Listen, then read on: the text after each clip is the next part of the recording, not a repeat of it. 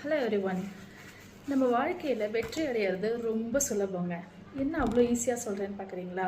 Emily கோ அப்படின்னு சொல்லிட்டு ஒரு சைக்காலஜிஸ்ட் என்ன சொல்கிறாங்கன்னா, நீங்கள் எந்த வேலையை செய்ய போகிறீங்களோ அந்த வேலையை செய்யறது ரொம்ப சுலபம்னு நினைங்க, அது கண்டிப்பாகவே சுலபமாகவே மாறிடும் அப்படின்னு சொல்லிட்டு.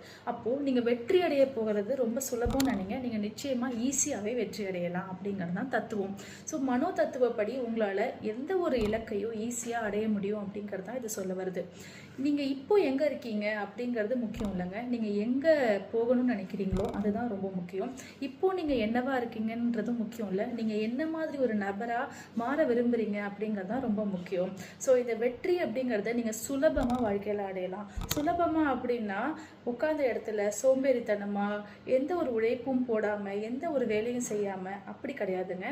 உங்களுடைய உழைப்பு, உங்களுடைய நோக்கங்கள் எல்லாமே ஒரு வெற்றி அப்படிங்கிற உங்களுடைய அந்த ஒரு இலக்கை நோக்கினதாகவே இருக்கணும் அப்படிங்கிறது தான் இங்கே நான் சொல்ல வர விஷயம்.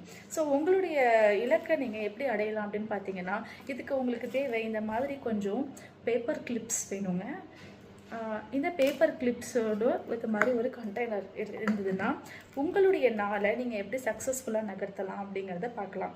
ஸோ நாங்கள் என்ன பண்ணுவோன்னா, டெய்லி இந்த மாதிரி மேஜையில் இந்த மாதிரி பேப்பர் கிளிப்ஸை பரப்பிடணும். ஒரு கிளிப்பும் என்னென்னா, இன்றைக்கி நான் செய்ய வேண்டிய என்னுடைய பணியை சொல்லுது.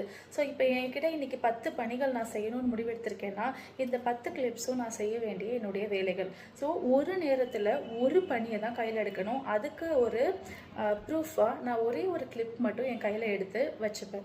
ஸோ இந்த பணியை நான் செஞ்சு முடிச்சுட்டேன் அப்படின்னா, ஏன்னா இது என் கையில் இருக்கும்போது இந்த பணி எனக்கு பெண்டிங், இந்த பணியில் மட்டும்தான் என் கவனம் இருக்கணும்னு அது எனக்கு சொல்லுது. இதை முடித்த கையோட நான் இந்த கண்டெய்னரில் இதை போட்டுருவேன். ஸோ இப்போ ரிமைனிங் அடுத்த பணி என்னவோ அதை எடுத்து அந்த பணியை நான் முடிக்கிறதுக்கு முயற்சி செய்வேன். ஸோ இன்னும் ஒரு மனோ தத்துவத்தில் என்ன சொல்கிறாங்கன்னா, உங்களுடைய பணி வெற்றி அடைஞ்சதா, அதோட பலன் என்ன அப்படிங்கிறதெல்லாம் நீங்கள் பார்க்கக்கூடாதான். தீர்மானம்னு ஒன்று எடுத்துட்டீங்க, இன்றைக்கி இந்த பணியை செய்யணும்னா இன்றைக்கி இந்த பணியை செஞ்சுட்டு நகர்ந்துடணும். அதோடைய பலன்களை மட்டும் நீங்கள் தேடிட்டு இருக்கக்கூடாது. So the work is done அப்படிங்கிறது உங்களுக்கு இப்போ ஒரு கிளிப்பும் நீங்கள் உள்ளே போட உங்களுக்கு ஒரு ஹாப்பினஸும் கொடுக்கும்.